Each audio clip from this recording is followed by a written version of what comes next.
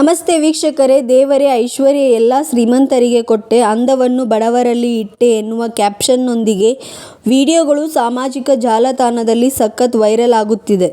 ಈ ವಿಡಿಯೋಗಳು ವೈರಲ್ ಆಗುತ್ತಿರುವುದು ಕ್ಯಾಪ್ಷನ್ನಿಂದಲೋ ಅಥವಾ ಬಳಸುತ್ತಿರುವ ಹಿನ್ನೆಲೆ ಸಂಗೀತದಿಂದಲೋ ಅಲ್ಲ.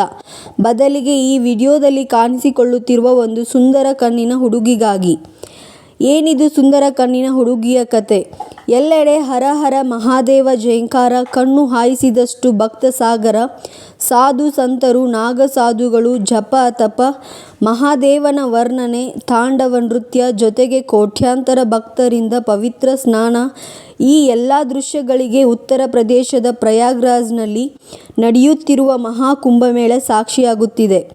ಜಾಗತಿಕ ಮಟ್ಟದಲ್ಲಿ ಅತ್ಯಂತ ಪವಿತ್ರವಾದ ಉತ್ಸವಗಳಲ್ಲಿ ಒಂದಾಗಿರುವ ಮಹಾಕುಂಭಮೇಳಕ್ಕೆ ಜನವರಿ 13ರಿಂದ ಚಾಲನೆ ಸಿಕ್ಕಿದ್ದು, 5 ದಿನಗಳನ್ನು ಯಶಸ್ವಿಯಾಗಿ ಮುಗಿಸಿ ಇಂದು 6ನೇ ದಿನಕ್ಕೆ ಕಾಲಿಟ್ಟಿದೆ.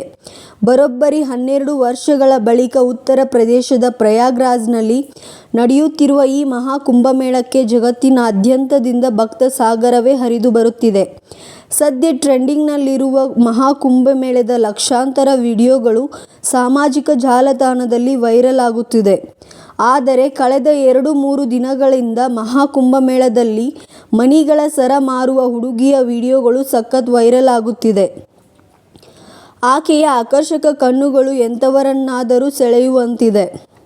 ಮಹಾಕುಂಭಮೇಳದಲ್ಲಿ ಮಣಿಗಳ ಸರಗಳನ್ನು ಮಾರುತ್ತಿರುವ ಈ ಹುಡುಗಿಯ ಹೆಸರು ಮೊನಾಲಿಸಾ ಅಂತೆ. ಮೊನಾಲಿಸಾ ಹಾಗೂ ಆಕೆಯ ತಂಗಿ ಮಹಾಕುಂಭಮೇಳ ಮಾತ್ರವಲ್ಲ, ಎಲ್ಲಿ ಜನದಟ್ಟಣೆ ಇರುತ್ತದೆಯೋ ಅಲ್ಲಿ